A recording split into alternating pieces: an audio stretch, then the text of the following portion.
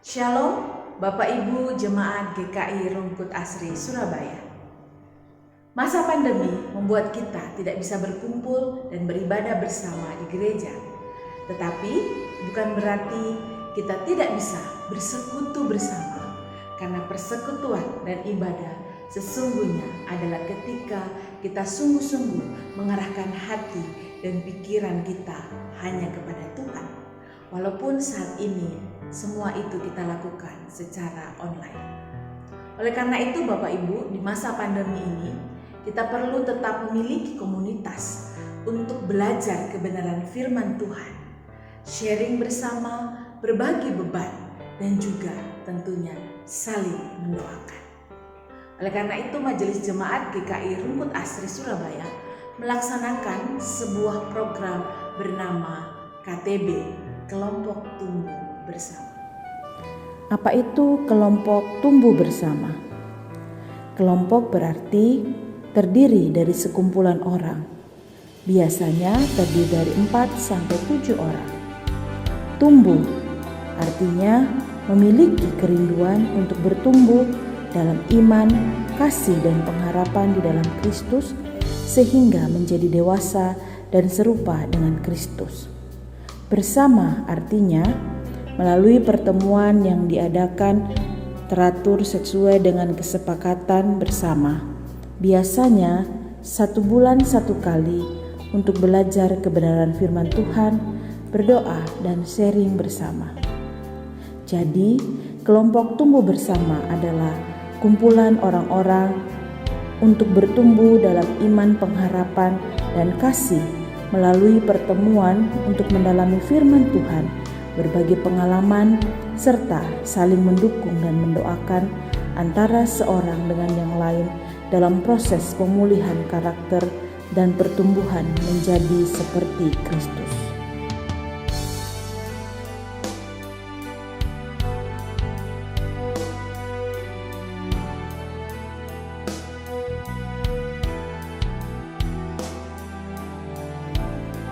Fungsi dari KTB adalah mempersiapkan jemaat untuk mempunyai hubungan pribadi dengan Tuhan dan hubungan pribadi dengan sesama yang baik untuk menjadi saksi Kristus dimanapun berada.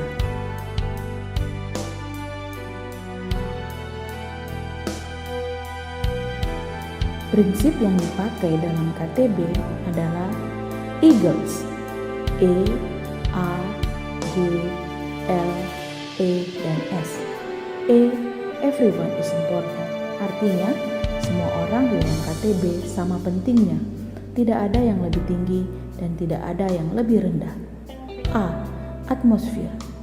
Atmosfer yang diciptakan adalah atmosfer yang bagus untuk sharing dan belajar. Suasananya serius tapi juga santai. G, grow. Setiap dari anggota kelompok kecil punya komitmen untuk bertumbuh bersama-sama dari segi karakter dan juga pengenalan akan Tuhan yang benar.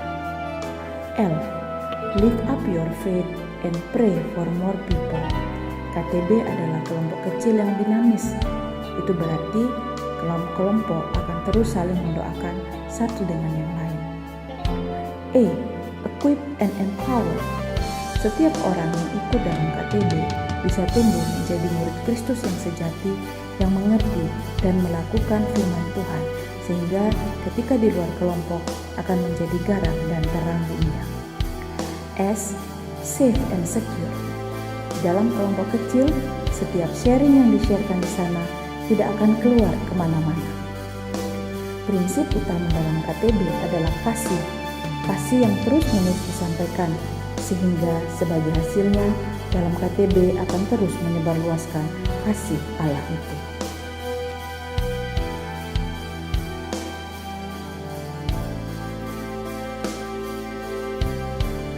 Melalui kelompok ini, jemaat diajak untuk tetap memiliki suatu komunitas kelompok kecil untuk saling bertumbuh dalam iman, pengharapan, dan kasih.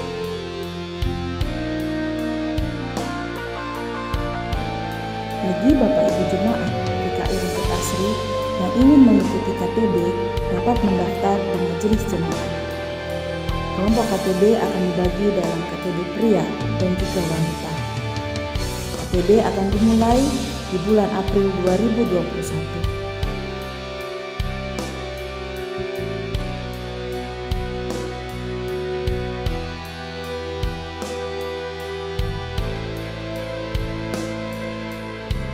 Selamat bertumbuh melalui KTB. Tuhan Yesus memberkati.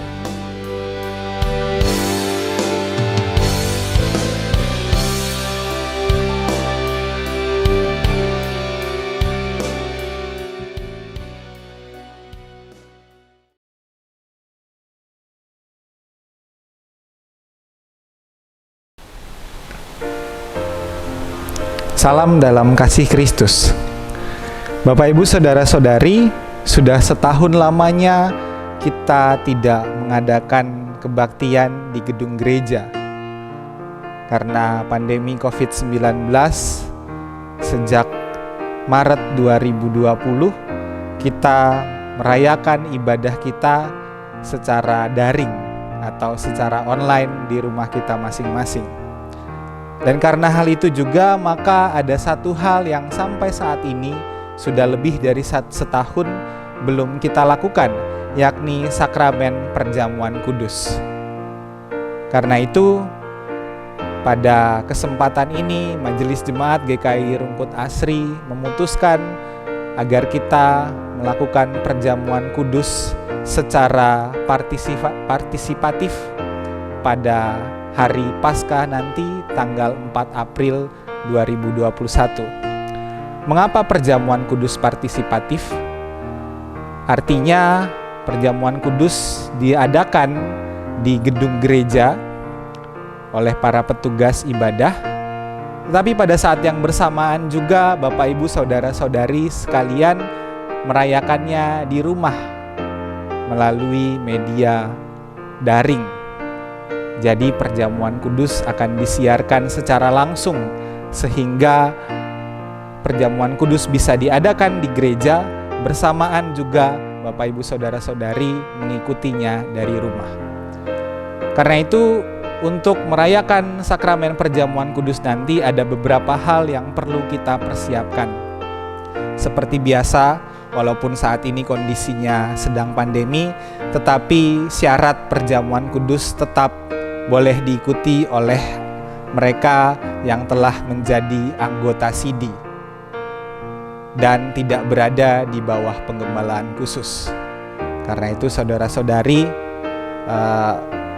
dimohon dengan sangat ketika kita melakukan perjamuan kudus di rumah, tolong berilah pengertian bagi anak-anak yang belum SIDI, belum mengaku percaya, untuk tidak dulu mengikuti perjamuan kudus ini. Dan selain itu yang perlu dipersiapkan juga adalah materi dan simbol dalam perjamuan kudus, yaitu simbol roti dan anggur. Nah, Bapak Ibu Saudara, telah dibagikan pada awal masa Prapaskah satu paket berisi banyak peralatan dan perlengkapan ibadah. Salah satunya adalah hosti dan anggur dalam bentuk cup seperti ini.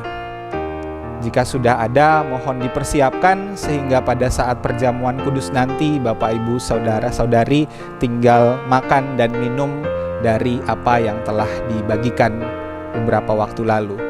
Jika Bapak Ibu Saudara-saudari belum mendapatkan hosti dan anggur ini dan ingin mengikuti perjamuan kudus, maka kita tetap perlu menyiapkan simbol roti dan anggur. Bapak Ibu Saudara-saudari bisa menggunakan roti tawar yang dipotong kecil-kecil seperti ini dan disiapkan sesuai dengan anggota keluarga yang mengikuti perjamuan kudus. Bila tidak ada roti tawar, bisa digantikan mungkin dengan ubi atau dengan singkong yang merupakan makanan pokok. Selain simbol roti juga ada simbol anggur.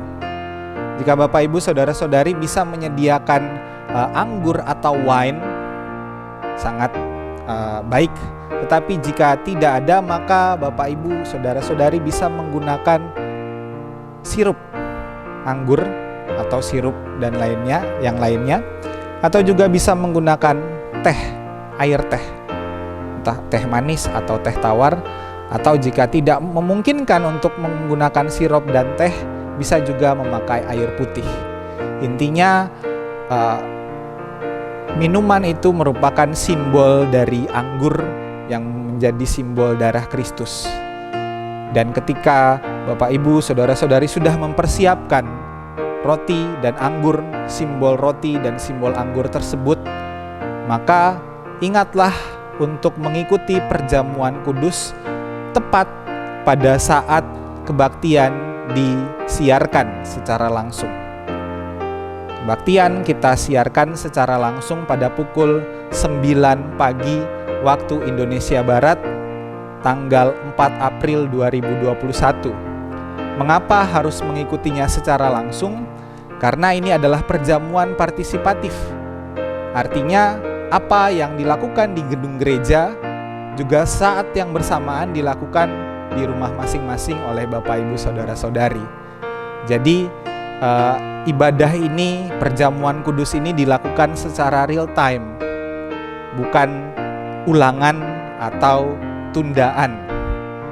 Nah, karena itu jika Bapak Ibu Saudara-saudari melewatkannya, tidak bisa mengikuti kebaktian pada pukul 9, maka sudah tidak ada lagi siaran ulang ibadah dengan perjamuan kudus. Saudara tetap bisa mengikuti kebaktian, tetapi tidak ada sakramen perjamuan kudus di dalamnya. Karena itu jika mau mengikuti perjamuan kudus, mohon diperhatikan untuk pukul 9 tepat mengikuti perjamuan kudus, supaya dilakukan bersama-sama di gereja dan juga di rumah masing-masing. Selamat mempersiapkan diri untuk memasuki sengsara dan juga mengenang dan merayakan kebangkitan Kristus pada hari Paskah. Selamat mempersiapkan diri juga untuk mengambil bagian dalam sakramen perjamuan kudus. Mohon perhatian terhadap detail-detail tersebut sehingga kita bisa merayakan perjamuan kudus sekalipun secara virtual, tidak secara langsung bersama-sama di gedung gereja, namun kita bisa merasakan dan menghayati kematian dan kebangkitan Kristus dan memberitakan Yesus Kristus sampai kedatangannya kembali. Tuhan menyertai kita.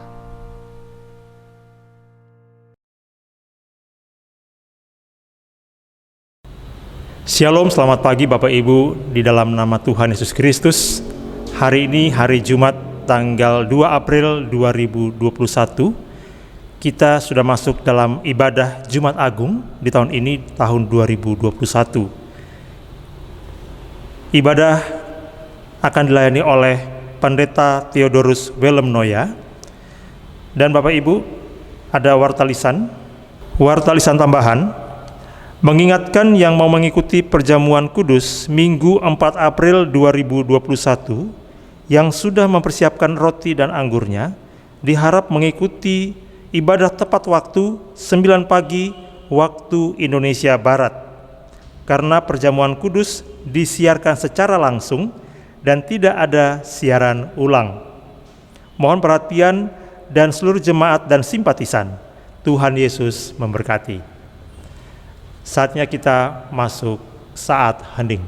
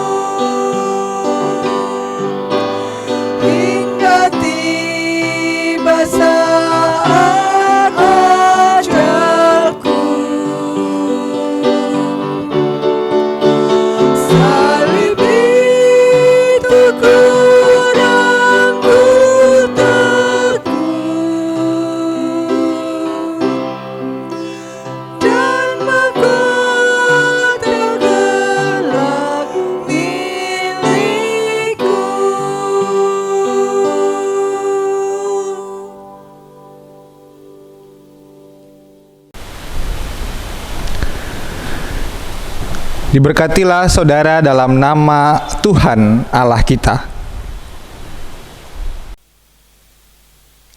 Yang telah menebus kita dari dosa dan kematian. Untuk kita dan keselamatan dunia, Kristus telah taat sampai mati, bahkan mati di kayu salib. Terpujilah Tuhan kini dan selamanya.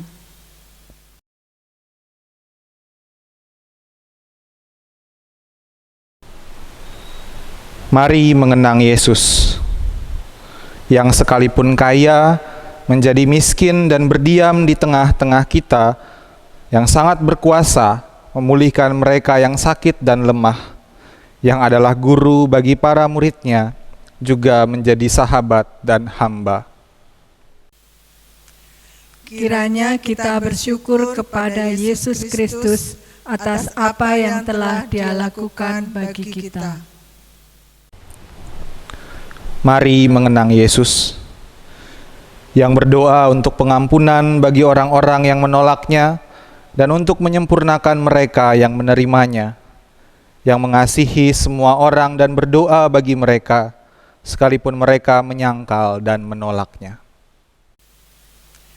Kiranya kita bersyukur kepada Yesus Kristus atas apa yang telah Dia lakukan bagi kita. Mari mengenang Yesus, yang merendahkan dirinya serta taat sampai mati, bahkan mati di kayu salib. Allah telah meninggikan Dia yang telah menebus kita dari belenggu dosa dan memberikan kita kemerdekaan dan keselamatan. Kiranya kita bersyukur kepada Yesus Kristus atas apa yang telah Dia lakukan bagi kita.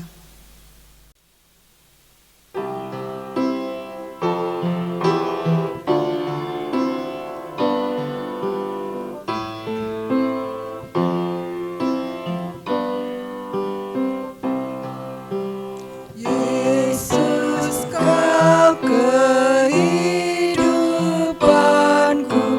Kau penumpas mautku,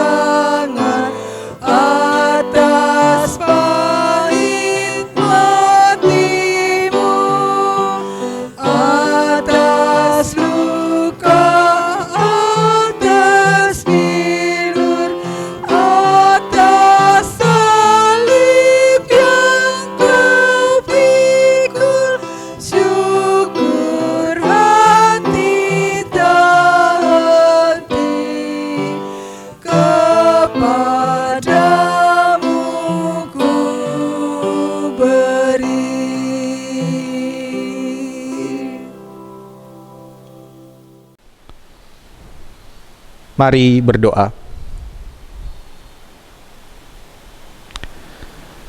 Ya Allah, pada hari ini kami datang, kami menghayati sengsara Kristus yang menyerahkan dirinya, menyerahkan nyawanya karena cinta yang begitu besar bagi dunia ini. Keagungan kasih-Mu kami rayakan, keagungan dan kemuliaan-Mu kami peringati pada hari ini. Dan biarlah Tuhan, Engkau juga berbicara kepada kami melalui sabda-Mu yang memampukan kami untuk menghayati kemuliaan Kristus pada kayu salib yang hina dan bersedia untuk merangkul salib menuju kemuliaan kasih Allah. Berfirmanlah ya Tuhan, karena kami siap mendengarkan. Amin. Bacaan pertama terambil dari Yesaya 52 ayat yang ke-13. Sesungguhnya hambaku akan berhasil. Ia akan ditinggikan, disanjung dan dimuliakan. Seperti banyak orang akan tertekun melihat dia. Begitu buruk rupanya, bukan seperti manusia lagi. Dan tampaknya bukan seperti anak manusia lagi. Demikianlah ia akan membuat tercengang banyak bangsa. Raja-raja akan mengatupkan mulutnya melihat dia, sebab apa yang tidak diceritakan kepada mereka akan mereka lihat. Dan apa yang tidak mereka dengar akan mereka pahami. Siapakah yang akan percaya kepada berita yang kami dengar? Dan kepada siapakah tangan kekuasaan Tuhan dinyatakan? Sebagai taruk, ia tumbuh di hadapan Tuhan, dan sebagai tunas dari tanah kering, ia tidak tampan dan semaraknya pun tidak ada, sehingga kita memandang dia, dan rupa pun tidak, sehingga kita menginginkannya. Ia dihina dan dihindari orang, seorang yang penuh kesengsaraan dan yang biasa menderita kesakitan. Ia sangat dihina, sehingga orang menutup mukanya terhadap dia. Dan bagi kita pun dia tidak masuk hitungan. Tetapi sesungguhnya penyakit kitalah yang ditanggungnya, dan kesengsaraan kita yang dipikulnya. Padahal kita mengira dia kena tulah, dipukul dan ditindas Allah. Tetapi dia tertikam oleh karena pemberontakan kita. Dia diremukan oleh karena kejahatan kita. Ganjaran yang mendatangkan keselamatan bagi kita ditimpakan kepadanya, dan oleh bilur-bilurnya kita menjadi sembuh. Kita sekalian sesat seperti domba, masing-masing kita mengambil jalannya sendiri. Tetapi Tuhan telah menimpakan kepadanya kejahatan kita sekalian. Dia dianiaya, tetapi dia membiarkan dirinya ditindas, dan tidak membuka mulutnya, seperti anak domba yang dibawa ke pembantaian, seperti induk domba yang keluh di depan orang-orang yang menggunting bulunya. Ia tidak membuka mulutnya. Sesudah penahanan dan penghukuman ia terambil, dan tentang nasibnya, siapakah yang memikirkannya? Sungguh, ia terputus dari negeri orang-orang hidup, dan karena pemberontakannya, umatku ia kena tulah. Orang menempatkan kuburnya di antara orang-orang fasik, dan dalam matinya ia ada di antara penjahat-penjahat. Sekalipun ia tidak berbuat kekerasan, tipu tidak ada dalam mulutnya. Tetapi Tuhan berkehendak meremukkan dia dengan kesakitan. Apabila ia menyerahkan dirinya sebagai korban penebus salah, ia akan melihat keturunannya, umurnya akan lanjut, dan kehendak Tuhan akan terlaksana olehnya. Sesudah kesusahan jiwanya, ia akan melihat terang dan menjadi puas. Dan hambaku itu sebagai orang yang benar akan membenarkan banyak orang oleh hikmatnya, dan kejahatan mereka dia pikul. Sebab itu, aku akan membagikan kepadanya orang-orang besar sebagai rampasan, dan ia akan memperoleh orang-orang kuat sebagai jarahan, yaitu sebagai ganti karena ia telah menyerahkan nyawanya ke dalam maut, dan karena ia terhitung di antara pemberontak-berontak, sekalipun ia menanggung dosa banyak orang dan berdoa untuk pemberontak-pemberontak. Demikianlah sabda Tuhan. Syukur kepada Allah. Marilah kita menanggapi bacaan tadi dengan Mazmur 22. Kau tidak menjawab seruanku waktu siang, dan waktu malam tidak juga aku tenang. Padahal Kau Allah yang kudus dan berkuasa, bertahta di atas pujian Israel. Padahal nenek moyang kami pun percaya bahwa selalu Kau meluputkan mereka. Padamu Tuhan, mereka minta tolong, dan mereka pun tidak dipermalukan. Ya Allahku, mengapa Kau tinggalkanku? Ku berseru, namun Kau tetap jauh. Ya Allahku, mengapa Kau tinggalkanku dan tiada menolongku?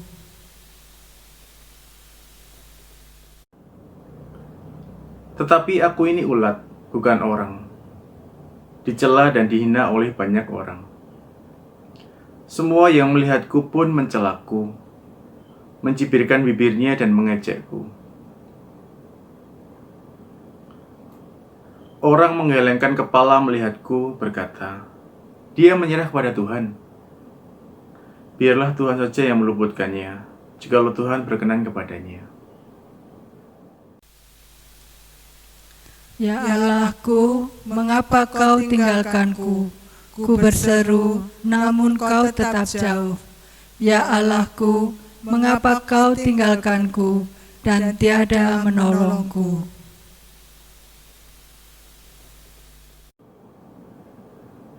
Kau mengeluarkan aku dari kandungan, membuat aku aman di dekap ibuku. Ku diserahkan padamu sejak ku lahir, sejak di kandungan. Kau Allahku, sebab kesusahan telah mendekatiku. Banyaklah banteng-banteng Basan mengepungku, bagaikan singa yang siap menerkamku. Ya Allahku, mengapa Kau tinggalkanku? Ku berseru, namun Kau tetap jauh. Ya Allahku, mengapa Kau tinggalkanku dan tiada menolongku?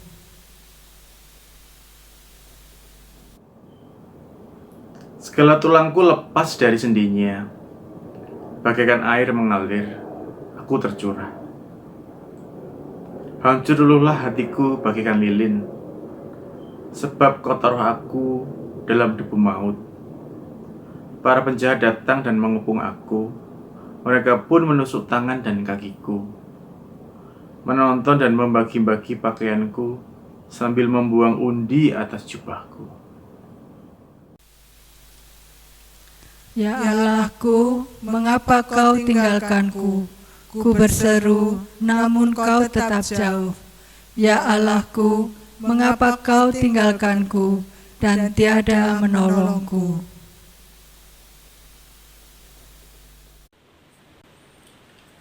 Bacaan kedua, bacaan diambil dari kitab Ibrani 10 ayat 16.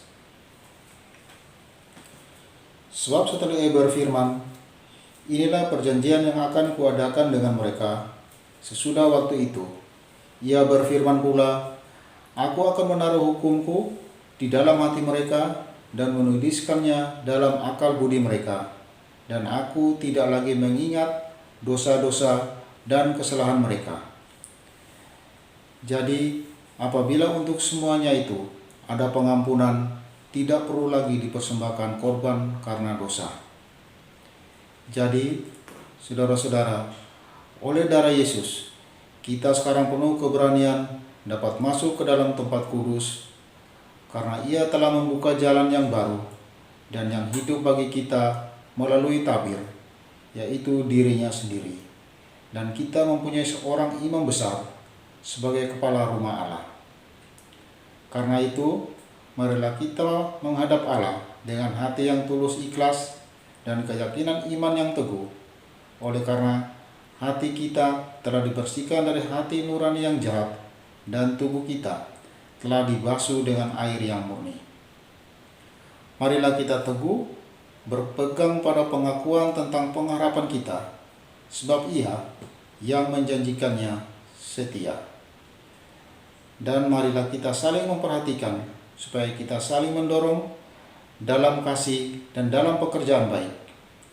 Janganlah kita menjauhkan diri dari pertemuan-pertemuan ibadah kita seperti dibiasakan oleh beberapa orang, tetapi marilah kita saling menasihati dan semakin giat melakukannya menjelang hari Tuhan yang mendekat. Demikianlah sabda Tuhan. Syukur kepada Allah.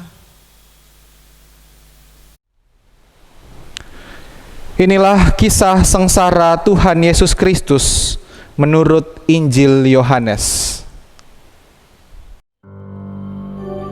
Yesus yang tahu semua yang akan menimpanya berkata kepada sepasukan prajurit dan penjaga-penjaga bait Allah yang bersenjata dan membawa suluh serta lantera. Siapakah yang kamu cari? Akulah dia. Jika aku yang kamu cari, biarkanlah mereka pergi.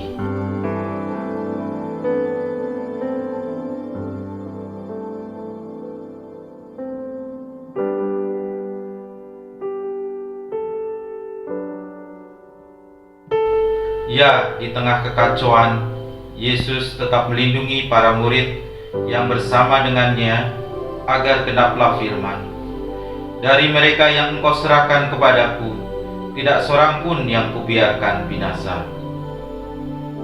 Lalu Simon Petrus mengunus pedang dan memutuskan telinga Malkus. Melihatnya, Yesus berkata, "Sarungkan pedangmu itu. Bukankah aku harus minum cawan yang diberikan Bapa kepadaku?" Ya, di tengah kekacauan Yesus tetap memilih menghadapi segalanya. Di hari yang masih pagi, Yesus dibawa ke pengadilan di hadapan Pilatus untuk dihakimi. Pilatus bertanya, "Engkau inikah raja orang Yahudi? Apa yang telah kau perbuat karena bangsamu sendiri dan imam-imam kepala telah menyerahkan engkau padaku? Apa yang kau perbuat?" Jawab Yesus, "Kerajaanku bukan dari dunia ini. Jika kerajaanku dari dunia ini, pasti hamba-hambaku telah melawan, supaya aku jangan diserahkan kepada orang Yahudi. Akan tetapi, kerajaanku bukan dari sini." Pilatus lalu bertanya, "Jadi engkau adalah raja?" Jawab Yesus, "Engkau mengatakan bahwa aku adalah raja. Untuk itulah aku lahir, dan untuk itulah aku datang ke dalam dunia ini, supaya aku memberi kesaksian tentang kebenaran. Setiap orang yang berasal dari kebenaran mendengarkan suaraku." Ya, dalam penderitaan Yesus tetap melalui agar genaplah firman yang dikatakannya tentang bagaimana caranya ia akan mati. Setelah itu, Pilatus kembali ke hadapan orang-orang Yahudi itu dan berkata, "Aku tidak mendapati kesalahan apapun padanya." Pilatus menawarkan agar membebaskan raja Yahudi tersebut dalam perayaan Paskah Yahudi.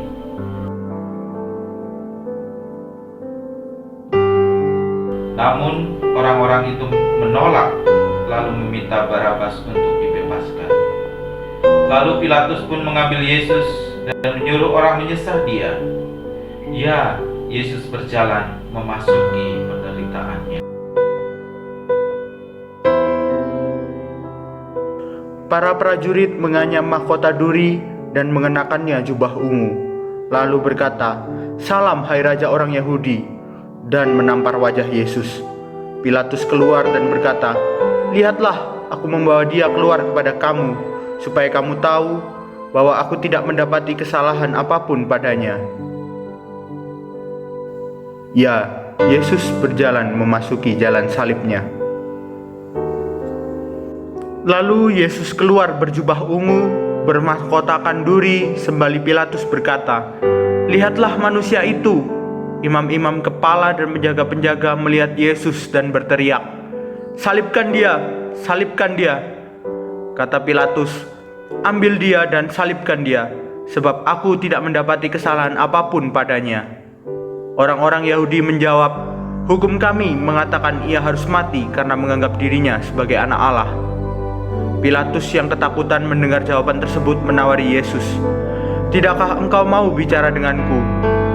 Tidakkah engkau tahu bahwa aku berkuasa untuk membebaskan engkau dan berkuasa juga untuk menyalibkan engkau?"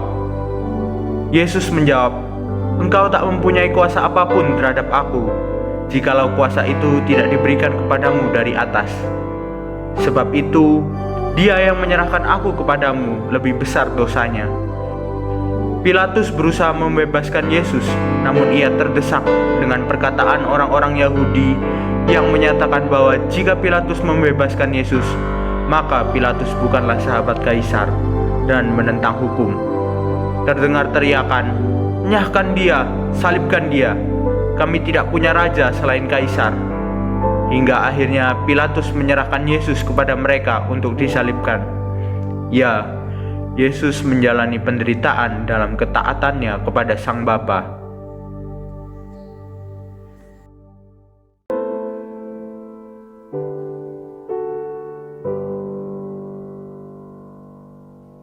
Yesus dibawa ke Golgota, berjalan memikul salibnya yang bertuliskan, "Yesus orang Nazaret, Raja orang Yahudi."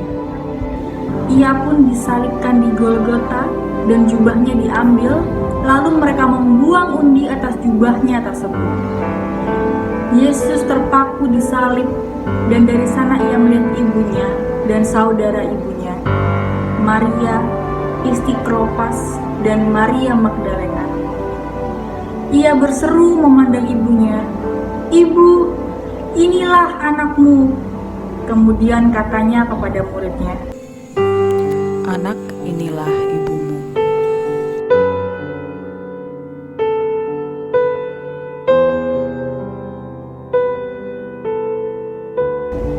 Ya, ia tetap melihat luka dan ratapan orang-orang yang dikasihi.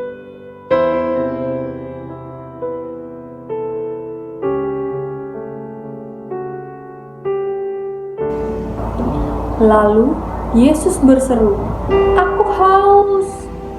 Namun, para prajurit mencucukkan bunga karang yang telah dicelupkan dalam anggur asam pada sebatang hisop dan menunjukkannya ke mulut Yesus. Setelah meminum anggur asam itu, Yesus berkata, "Sudah selesai." Yesus sudah mati, namun seorang prajurit tetap menikam lambungnya, lalu keluarlah darah dan air. Ya, hal ini terjadi supaya genaplah yang tertulis, "Tidak ada tulangnya akan dipatahkan."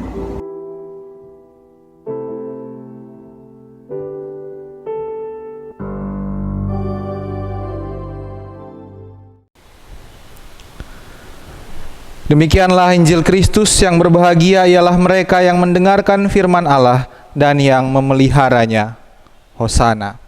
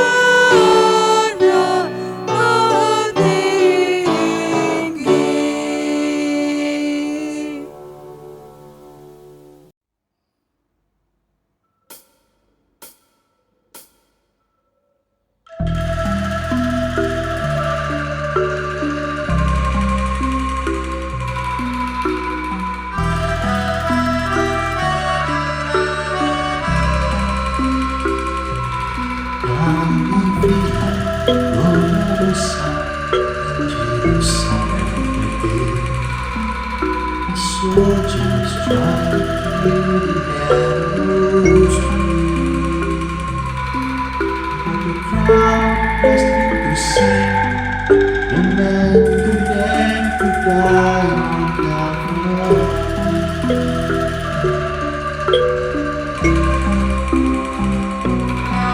He was bleeding from a kidney and the stripes upon his back, and he wore the crown of thorns upon his head, and he bore with every step the scorn of those who cry out for his death. Down the Via Dolorosa, on the road of suffering, like the Lamb came the Messiah, Christ the King. And the chose to walk in out of His love for you and me. Down the Via Dolorosa, on the road to Calvary.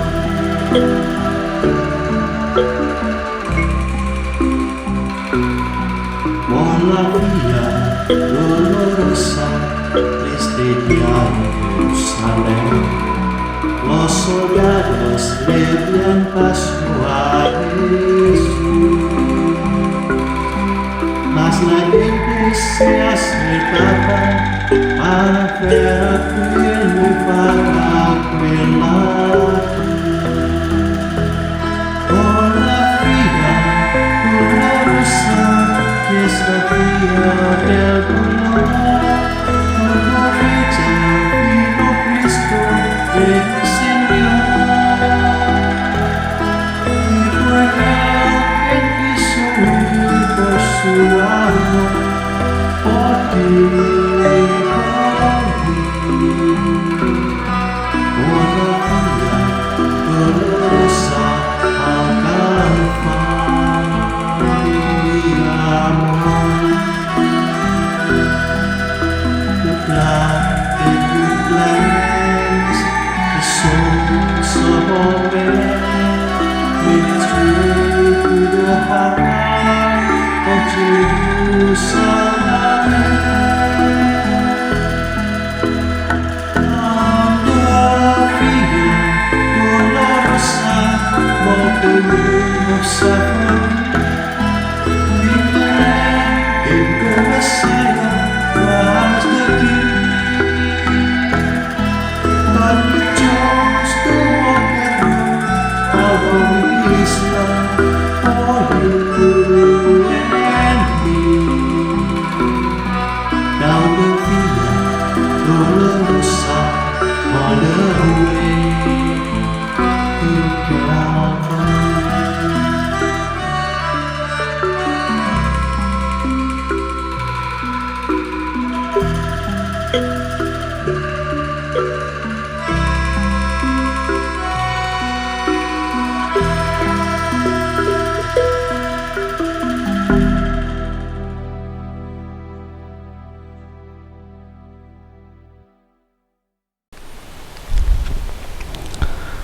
Bapak Ibu Saudara-saudari yang terkasih, pada hari Minggu yang lalu tanggal 28 Maret ketika kita sedang menghayati sengsara Kristus di dalam Minggu Palma dan Minggu Sengsara, ada saudara-saudara kita di Makassar yang juga merasakan penderitaan dan sengsara akibat teror bom. Ada orang yang tidak bertanggung jawab mendatangi gereja katedral ketika umat sedang misa, sehingga menyebabkan ada beberapa korban luka-luka akibat bom yang meledak itu.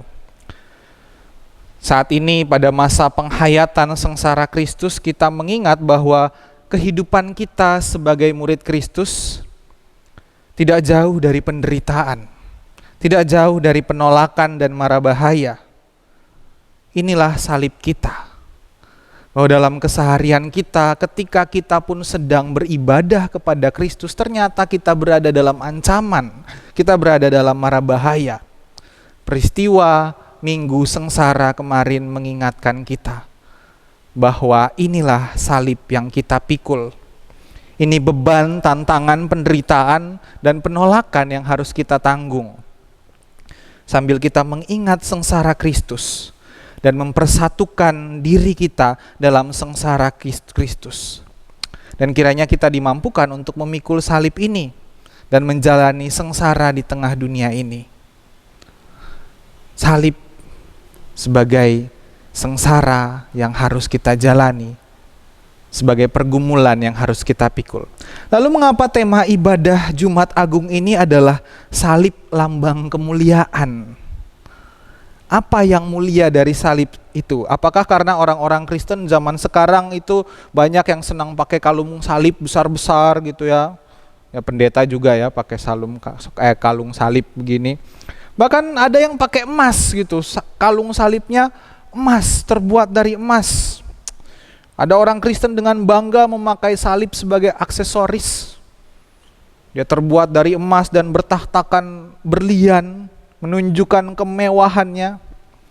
Tapi bukan ini yang dimaksud dengan kemuliaan salib. Bukan inilah yang dimaksud dengan salib lambang kemuliaan. Salib sebenarnya adalah hukuman yang pada awalnya diciptakan oleh bangsa Persia sebagai hukuman kepada para penjahat, yang kemudian disempurnakan oleh bangsa Romawi. Jadi pada masa Yesus, ketika Yesus dihukum salib, itu sudah disempurnakan oleh bangsa Romawi. Jadi lebih efektif dan efisien untuk menghukum si tersangka atau penjahat ini. Nah, hukum salib ini dijatuhkan kepada orang-orang yang menghujat kaisar atau menghujat raja, mereka yang melakukan kejahatan-kejahatan seperti memberontak melawan kaisar atau raja, atau yang juga menghujat Allah, menghujat Tuhan. Nah, lalu mengapa Yesus harus mati di salib? Mengapa Yesus yang tidak berdosa itu, yang tidak bersalah itu harus memikul salibnya dan mati di kayu salib itu? Kristus meskipun tidak berdosa memilih salib untuk menanggung kesalahan dan dosa dunia. Dia merasakan kesakitan dunia, merasakan sengsara dan kerapuhan dunia ini. Dengan memikul salib, Yesus membawa dunia kembali kepada Allah dengan cinta kasih yang sempurna. Jadi salib adalah sebuah cara yang radikal dari Allah untuk menyatakan cinta kasih-Nya. Kenapa radikal? Oh, radikal ini jangan disamakan dengan ekstrim-ekstrim begitu, ekstremis dan lain-lain. Tetapi radikal berasal dari kata radix, artinya akar, yang mengakar. Inilah cinta kasih Allah yang radikal, artinya cinta kasih Allah yang mengakar, yang sangat mendalam. Jadi salib merupakan hukuman yang paling memalukan dan paling mengerikan, namun Allah sendiri merangkul itu. Allah sendiri masuk dalam hukuman yang terkejam yang pernah dibuat oleh manusia pada masa itu. Karena apa? Karena Allah mencintai dunia ini, maka Dia merangkul penderitaan yang terkejam dan terkelam dari dunia ini. Ia merasakan penderitaan yang paling kejam. Karena itulah ini merupakan cinta kasih Allah, wujud kasih Allah yang paling radikal, kasih yang mengakar. Dan dalam kasih itu Ia merangkul seluruh ciptaan yang berdosa dan menanggung hukuman yang terkejam. Karena cinta kasih Allah.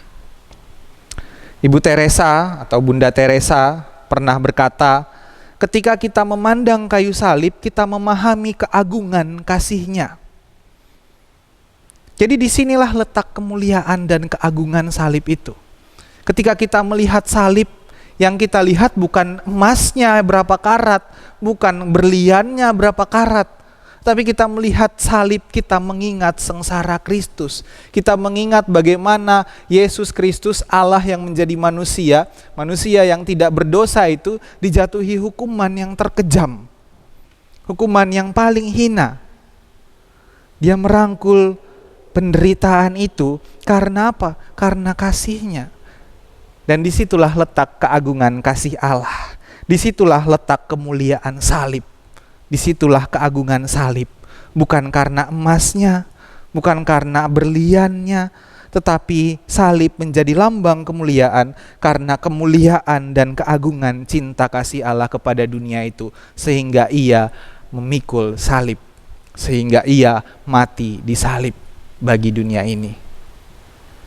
Karena kasih Allah yang agung dan mulia itu, maka hari Jumat ini dinamakan Jumat Agung, bukan Jumat sengsara.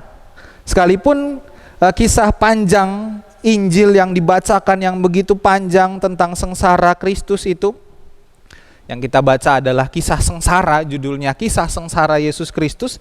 Tetapi kalau kita baca secara teliti, kita simak, sebetulnya itu berbicara soal keagungan cinta kasih Allah. Maka benarlah jika Jumat ini dinamakan Jumat Agung, bukan Jumat sengsara. Sekalipun kita membaca kisah sengsara, tapi itu adalah sebuah kisah keagungan kasih Allah. Kisah Injil yang kita dengarkan adalah kisah keagungan kasih Allah. Dan Jumat ini adalah Jumat Agung, bukan Jumat sengsara. Kasih Allah di dalam Kristus tidak hanya radikal, tetapi juga utuh, menyeluruh, dan dinyatakan sampai tuntas. Enggak setengah-setengah kasih Allah itu. Karena itu dia utuh dan tuntas, dia merangkul salib sampai akhirnya, sampai ia mati. Allah memilih salib untuk menyatakan cintanya dan ia menjalaninya sampai tuntas. Makanya di salib ia berkata, sudah selesai. Ketika ia tahu bahwa semuanya sudah selesai, maka ia berkata, sudah selesai. Dia menundukkan kepalanya dan menyerahkan nyawanya kepada Bapa. Nah, sudah selesai ini terjemahan dari kata Ibrani tetelestai. Tetelestai ini sering dipakai, jadi dulu di tanah Palestina, kita mengenal pada zaman Yesus ada para pemungut cukai.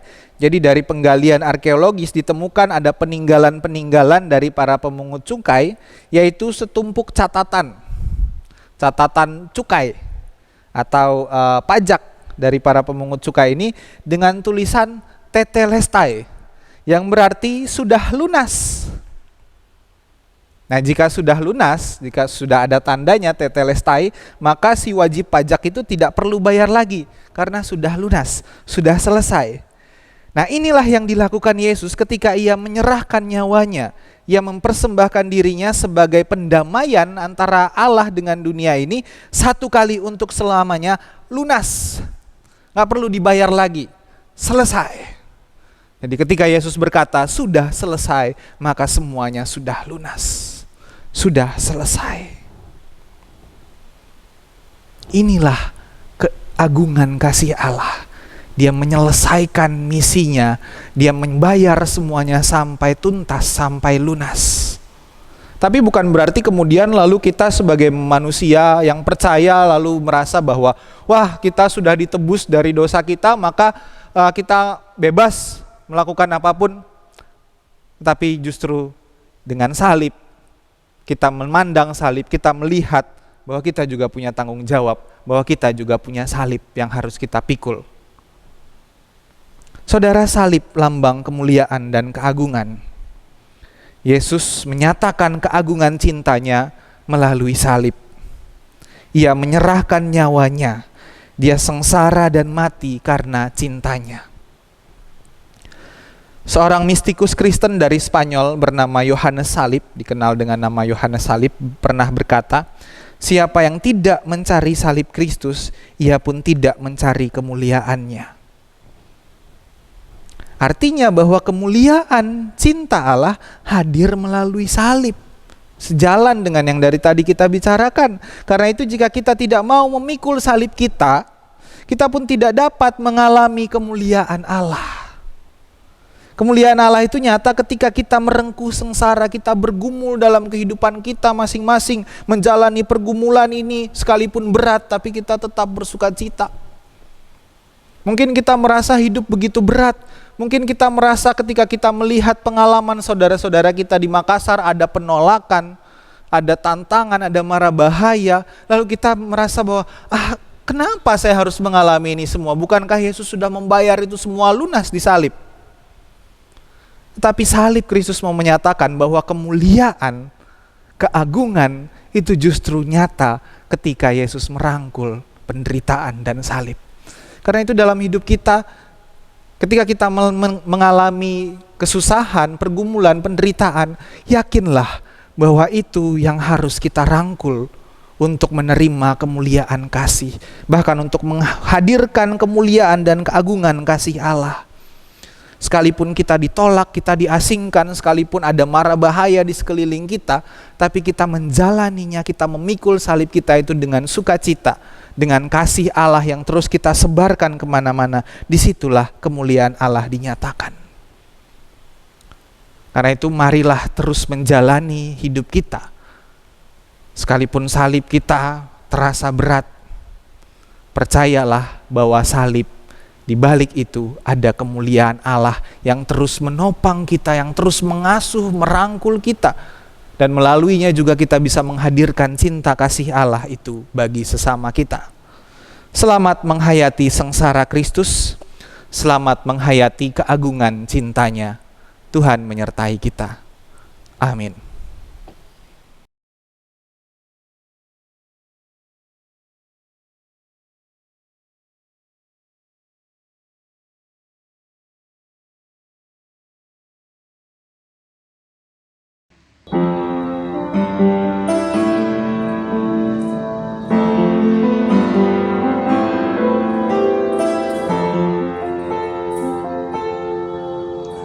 Mari lihatlah hari tergelap, Kristus menangis Kalvari.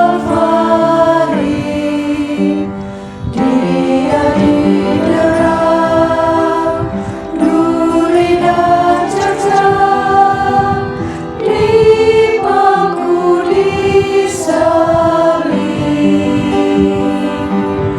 Oh ajaib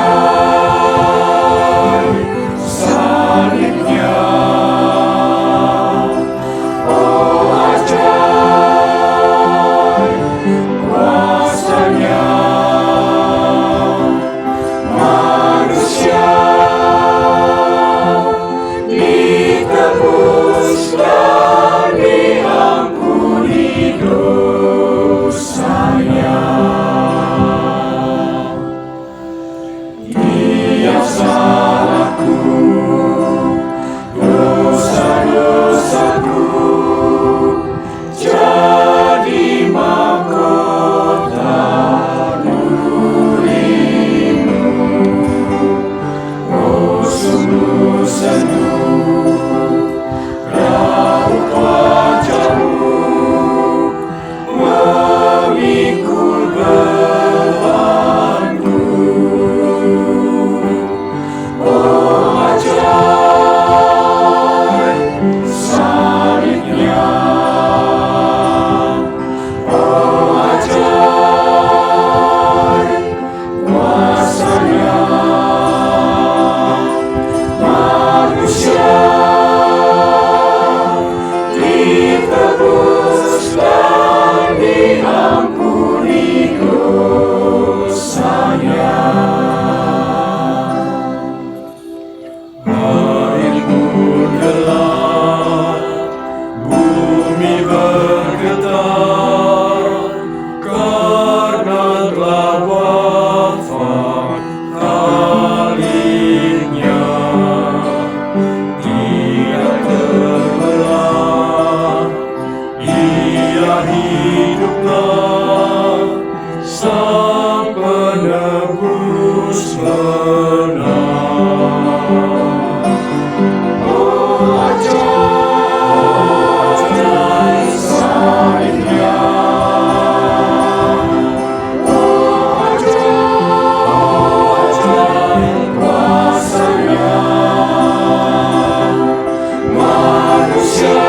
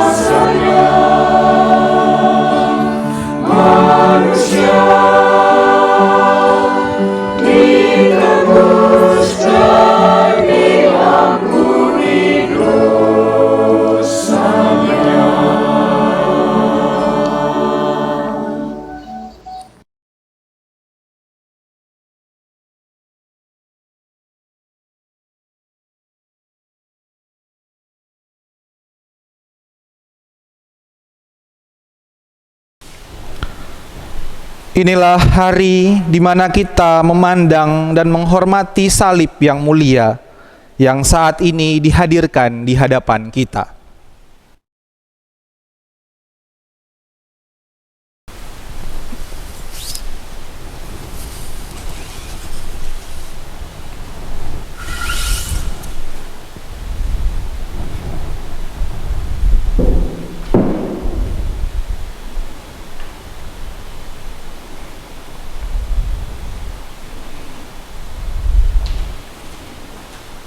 Pandanglah kayu salib, tempat Yesus Kristus Tuhan kita tergantung demi menebus dosa dunia. Oh Tuhan, kami menyembah-Mu, kami menghormati salib-Mu.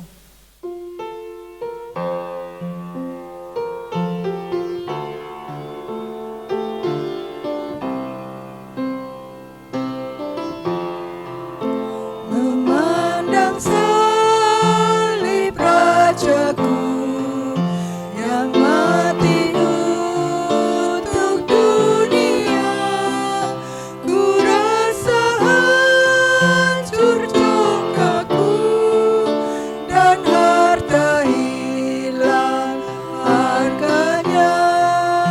Tak boleh aku bermegah selain di dalam salib-Mu. Ku buang nikmat dunia demi darah-Mu yang kudus.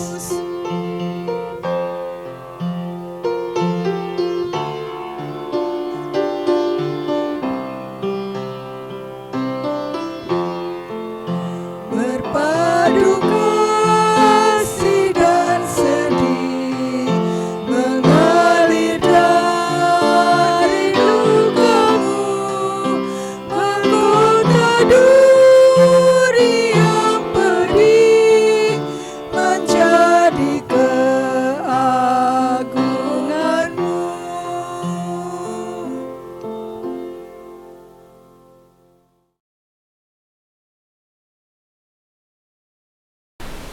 Kristus telah mati untuk membebaskan kita dari dosa. Tabir pemisah antara Allah dan ciptaan telah dikoyakkan. Ia menjadi pengantara bagi Sang Bapa dan seluruh ciptaan. Melalui pengorbanannya, kita diundang untuk menjadi pengantara bagi Allah dan dunia. Mari bersyafaat.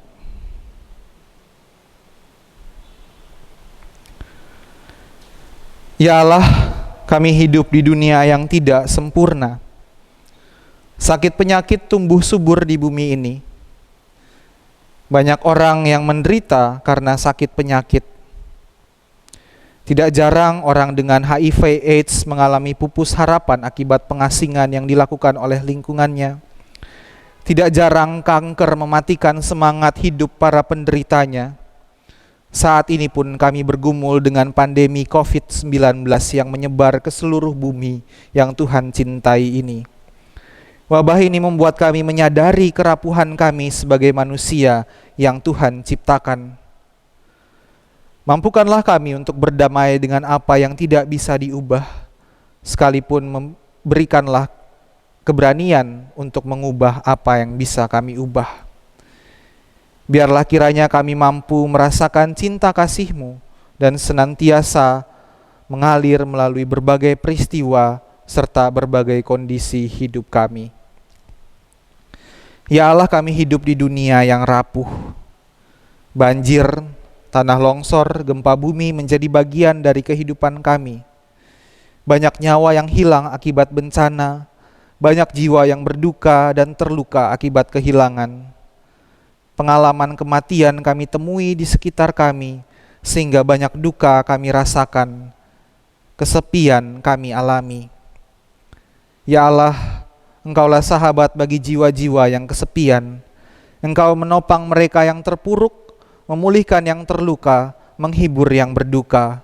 Mampukanlah kami untuk mewujud nyatakan bela rasa Allah bagi jiwa-jiwa yang berduka, menjadi sahabat yang menopang, menghibur, dan memulihkan. untuk menebar pengharapan di dalam kerapuhan hidup dunia. Ya Allah, kami hidup di dunia yang kejam. Penyerangan, teror bom, pembunuhan, serta berbagai kasus penghilangan nyawa oleh sesama manusia atas dasar agama ataupun ideologi terjadi di berbagai belahan dunia. Upaya untuk saling mendominasi terjadi dengan begitu liar. Diskriminasi terhadap orang-orang yang dipandang rendah, pelecehan dan pemerkosaan terhadap perempuan, kekerasan terjadi di lingkungan kehidupan mulai dari keluarga, sekolah, tempat kerja, dan masyarakat. Banyak korban yang bungkam karena dipaksa diam, tetapi banyak yang membisu karena trauma. Mampukanlah kami semua, terlebih para korban, untuk kembali pulih dan mampu melihat wajah-Mu dalam diri sesama kami, termasuk melihat wajah-Mu dalam diri orang yang pernah merendahkan kami. Begitu pula dengan para pelaku, karuniakanlah kepada mereka kesadaran sehingga mereka mampu mengakui kesalahan mereka dan hidup di dalam terang-Mu yang memulihkan. Ya Allah, kami hidup di dunia yang penuh dengan ketidakadilan. Orang-orang kaya mengumpulkan harta untuk dirinya sendiri tanpa peduli dengan jeritan si miskin. Bahkan dalam krisis akibat wabah COVID-19 ini, ada saja orang-orang yang mengambil keuntungan dengan cara yang curang, sementara orang lain harus berjuang setiap hari demi memenuhi kebutuhan hidupnya, bahkan dengan risiko terpapar virus. Ajarlah kami untuk peduli dan bersikap adil, untuk percaya pada penyertaan Tuhan, sambil terus mengerjakan kebaikan-kebaikan bagi sesama di tengah krisis. Ya Allah, kami hidup di dunia yang penuh dengan kesombongan. Perubahan alam terdampak pada kehidupan manusia. Banyak manusia yang menganggap alam sebagai musuh. Banyak manusia yang menuduh alam sebagai sumber bencana, padahal alam bergerak dan berkembang demi kestabilan. Kesombongan manusia yang merasa sebagai ciptaan utama dan mulia telah membuat manusia seolah terpisah dari alam. Mampukanlah kami untuk menyadari bahwa kami hanyalah bagian dari alam yang sepenuhnya bergantung kepada alam yang telah Engkau ciptakan.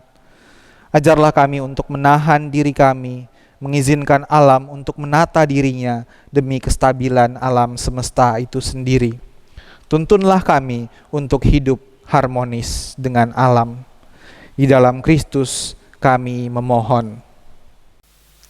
Dengarkanlah doa kami ya Allah. Terpujilah Allah Bapa, Anak dan Roh Kudus yang tidak pernah memisahkan kami dari kasih-Mu, sekarang dan selama-lamanya. Amin.